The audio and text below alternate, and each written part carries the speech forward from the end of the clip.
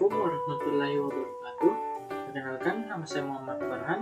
Saya dari kelas PTIKF. Di video ini saya akan menjelaskan tentang pengantar jaringan komputer. Yang pertama yaitu pengertian jaringan komputer. Jaringan komputer adalah interkoneksi antar dua komputer autonomous atau lebih yang berhubungan dengan media transmisi kabel ataupun wireless. Autonomous adalah apabila sebuah komputer tidak melakukan kontrol terhadap komputer lain dengan akses penuh, sehingga dapat membuat komputer lain restart, shutdown, atau kehilangan file atau kerusakan sistem. Dalam definisi networking yang lain, autonomous dijelaskan sebagai jaringan yang independen dengan manajemen sistem sendiri atau punya admin sendiri, memiliki topologi jaringan, hardware dan software sendiri, dan dikoneksikan dengan autonomous yang lain. Dua unit komputer dikatakan terkoneksi apabila keduanya bisa saling bertukar data atau informasi. Berbagai resource yang dimiliki seperti file, printer, media penyimpanan, dan data yang berupa teks, audio maupun video bergerak melalui kabel atau kabel wireless, sehingga memungkinkan pengguna komputer dalam jaringan komputer dapat saling bertukar file dan data.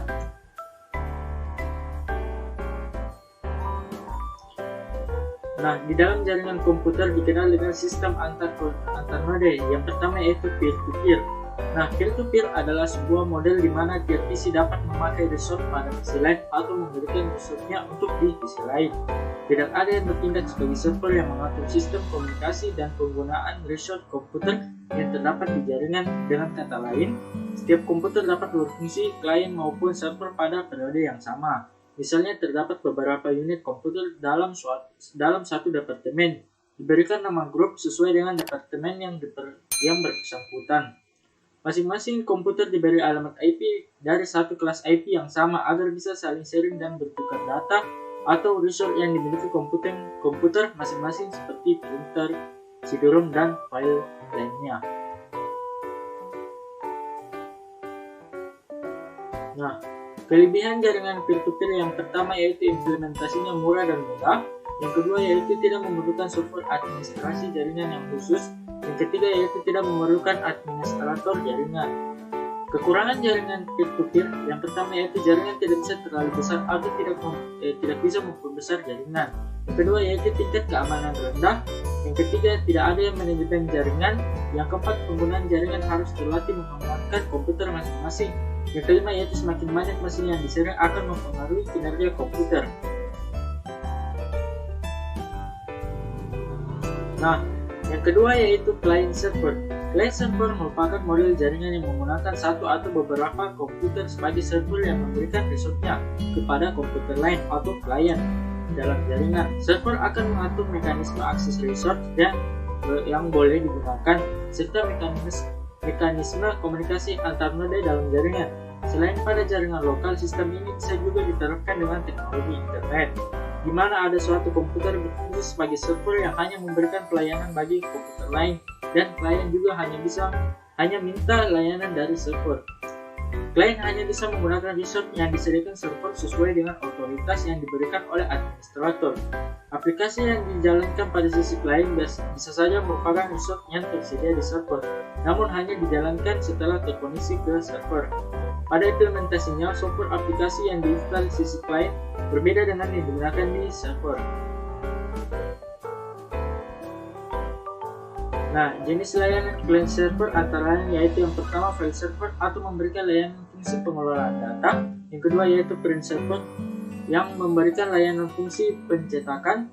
Yang ketiga database server yang proses-proses fungsional mengenai database dijalankan pada mesin ini, dan stasiun lain dapat meminta layanan. DIP atau Document Information Processing yang memberikan pelayanan fungsi penyimpanan, manajemen, dan pengembalian data. Nah, kelebihan jaringan client server yaitu yang pertama mendukung keamanan jaringan yang lebih baik.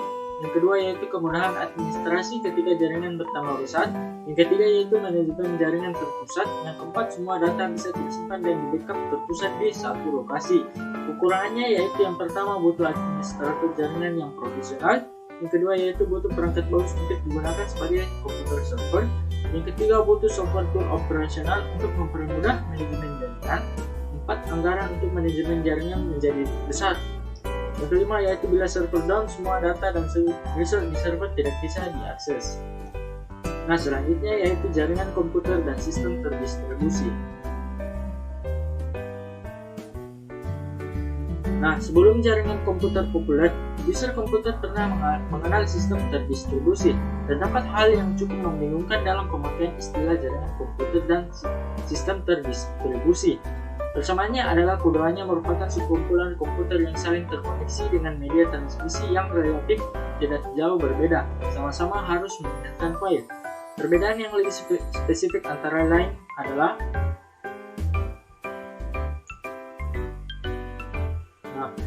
jaringan komputer, metode komunikasi antar komputer dengan model peer-to-peer atau client server, sedangkan sistem terdistribusi, metode komunikasi antar komputer atau tersentralisasi. Nah, yang kedua yaitu jaringan komputer, keinginan atau permission yang diatur oleh pemilik komputer, sedangkan sistem distribusi antar terminal tidak dapat saling sharing file atau resource tanpa campur tangan host. Nah, jaringan komputer yang ketiga yaitu keberadaan sejumlah komputer dalam jaringan tidak harus transparan di suatu lokasi sehingga secara fisik tidak dapat. Nah, sedangkan sistem terdistribusi, keberadaan sebuah atau sejumlah komputer atau terminal otonomous bersifat transparan atau jelas bagi user, biasanya berada dalam suatu area lokasi. Kembali lagi ke jaringan komputer, yang keempat adalah spesifikasi hardware software tidak harus lebih baik dari hardware klien. Nah, sedangkan sistem distribusi, spesifikasi hardware host harus lebih baik dari terminal. Nah, jaringan komputer yang kelima yaitu komputer yang terhubung merupakan gabungan yang terdiri dari beberapa workstation atau juga gabungan komputer server dan klien. Sedangkan sistem terdistribusi yaitu komputer yang terhubung terdiri dari host dan terminal. Komputer yang terhubung dengan kumpulan host. Nah, itulah tadi perbedaan jaringan komputer dan sistem terdistribusi. Nah, perbedaan utamanya yaitu antara jaringan komputer dan sistem terdistribusi lebih terletak pada perangkat lunaknya, bukan pada perangkat kerasnya, karena perangkat lunak yang menentukan tingkat keterpaduan dan transparansi jaringan yang bersangkutan. Selanjutnya yaitu sejarah jaringan dan internet. Nah, di tahun 1950-an ketika jenis komputer mulai membesar sampai terciptanya superkomputer, maka sebuah komputer mesti melayani beberapa terminal. Untuk itu ditemukan konsep distribusi proses berdasarkan waktu yang dikenal dengan nama TSS atau Time Sharing System, dan untuk pertama kali dibentuk jaringan network komputer pada grafis aplikasi. Pada sistem TSS berupa terminal terhubung ke sebuah host komputer. Dalam proses TSS mulai nampak perpaduan teknologi dan komputer dan teknologi komunikasi yang pada awalnya berkembang sendiri. Pada tahun 1957, Advanced Research Project Agency atau ARPA dibentuk oleh Department of Defense. Desain awal dari ARPANET diterbitkan pada tahun 1969 oleh DoD menggelar perkembangan ARPANET dengan mengadakan riset untuk menghubungkan sejumlah komputer sehingga membentuk jaringan organik. Nah, ini sejarah singkat internet dan web. Pada tahun 1957 muncul Advanced Research Project Agency ARPA atau dibentuk oleh Department of Defense. Yang kedua yaitu pada tahun 1959 yaitu Land Platform menulis bangun tentang penelitian. Selanjutnya 1997 desain awal dari ARPANET diterbitkan. 1969 DoD menggelar pengembangan ARPANET. 1970 ARPANET mulai menggunakan network protokol. 1972 Internet Working Group dibentuk untuk mempromosikan standar yang sudah disepakati bersama. 1973 yaitu ide Ethernet dijabarkan dalam case PHD dari Bob Ralph. Spesifikasi untuk file transfer atau efisiensi file transfer yang diusulkan. 1974 yaitu desain dari TCP/IP dijabarkan secara rinci oleh Lisa dan Bob Ralph dalam protokol Forwarded Intercommunication. 1982 yaitu TCP atau IP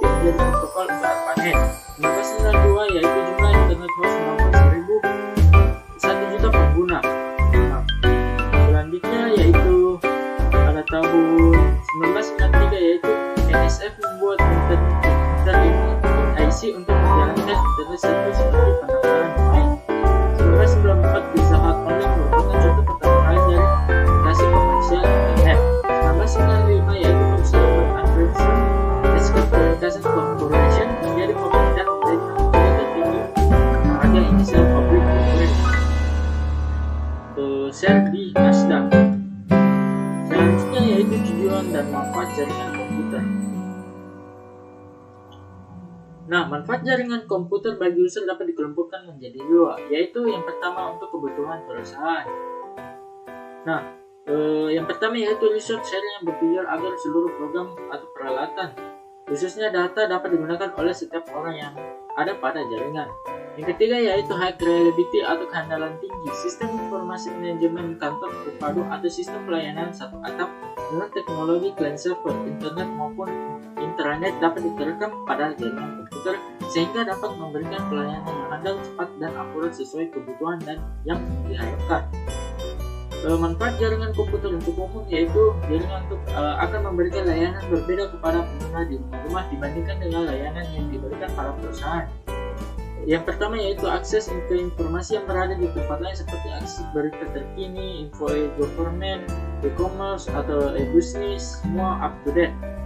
Yang kedua yaitu komunikasi person to person seperti email, chatting, video conference, dan lain-lain. Yang ketiga yaitu hiburan interaktif seperti nonton acara TV online, radio streaming, download film, atau lagu. Selanjutnya yaitu masalah-masalah sosial yang ditimbulkan dari jaringan komputer atau internet. Nah, pengguna jaringan oleh masyarakat luas akan menyebabkan timbulnya masalah sosial, etika, politik, maupun ekonomi yang tak terelakkan. Internet telah masuk ke segala penjuru kehidupan masyarakat. Semua orang dapat memanfaatkan tanpa memandang status sosial, usia, juga jenis kelamin. Penggunaan internet tidak akan menimbulkan masalah subjek terbatas pada topik teknis, pendidikan, atau hobi, juga hal yang masih dalam batas norma kehidupan. Tetapi, kesulitan mulai muncul bila suatu situs di internet mempunyai topik yang sangat menarik perhatian, seperti pertentangan politik, agama, dan lain-lain. Koneksi jaringan komputer atau internet ini juga akan menimbulkan masalah ekonomi yang serius bila teknologinya dimanfaatkan oleh pihak-pihak tertentu yang ingin mengambil keuntungan pribadi namun merugikan pihak lain. Misalnya kegiatan carding, download software komersial secara ilegal, dan lain-lain. Gambar yang dipasang di situs internet merupakan suatu yang biasa bagi sebagian orang, namun sangat mengganggu bagi sebagian orang lain karena bisa menimbulkan sara. Selain itu, bentuk pesan tidaklah terbatas hanya dengan tekstual saja. Foto berwarna dengan resolusi tinggi dan bahkan video klip singkat pun sekarang sudah dapat dengan mudah disebarluaskan melalui internet. Sebagian orang bersikap acuh tak acuh, tapi bagi sebagainya lain pemasangan materi tertentu misalnya pornografi merupakan sesuatu yang tidak dapat diterima. Selanjutnya yaitu jenis-jenis jaringan. Secara umum, jaringan komputer terbagi menjadi tiga. Yang pertama yaitu LAN atau Local Area Network. LAN adalah jaringan yang dibatasi oleh area relatif kecil, umumnya dibatasi oleh area lingkungan seperti sebuah kantor pada sebuah gedung atau tiap ruangan pada sebuah sekolah. Biasanya jarak antar node tidak lebih dari 200 meter. Yang kedua yaitu MAN atau Metropolitan Area Network. MAN biasanya meliputi area yang lebih besar dari LAN, misalnya antar gedung dalam suatu daerah. Dalam hal ini, jaringan menghubungkan beberapa buah jaringan kecil ke dalam lingkungan yang lebih besar. Sebagai contohnya yaitu jaringan beberapa kantor cabang sebuah bank di dalam sebuah kota yang dihubungkan antara satu dengan lainnya, seperti pada gambar yang saya tunjukkan ini. Nah, yang ketiga yaitu WAN atau Wide Area Network. Wide Area Network adalah jaringan yang biasanya sudah menggunakan media wireless, sarana satelit, ataupun kabel serat optik. Karena jangkauannya yang lebih luas, bukan hanya meliputi satu kota atau antar kota dalam suatu wilayah, tetapi mulai menjangkau area atau wilayah otoritas negara lain. Biasanya WAN lebih rumit dan sangat kompleks bila dibandingkan LAN maupun MAN. Menggunakan banyak sarana untuk menghubungkan antara LAN dan WAN ke dalam komunikasi global seperti internet. Meski demikian, antara LAN, MAN, dan WAN tidak banyak berbeda dalam beberapa hal. Hanya lingkup area saja yang berbeda suatu di antara lainnya. Nah, itulah tadi penjelasan yang dapat saya jelaskan. Kurang lebihnya mohon dimaafkan. Assalamualaikum warahmatullahi wabarakatuh.